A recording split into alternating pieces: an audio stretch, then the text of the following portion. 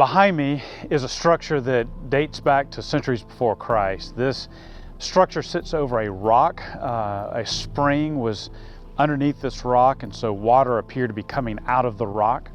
This was a place that was considered to have mystical powers. People would come and they would get water from this rock. They believed that it could heal, that it could help with other issues. Paul, in his letter to the Corinthians, in chapter 10, references an Old Testament event. In Israel's history, where Moses struck a rock and water came out of that rock. But when he does that, this was also part of what he had in mind. This was in the back of his mind. This was part of the background. The Corinthians understood that this rock was considered to be sacred. And so in 1 Corinthians 10:4, when he writes about that rock, Paul is saying, look, our spiritual source of water no longer comes from a rock that's out in the desert, nor from a rock that's here in the city.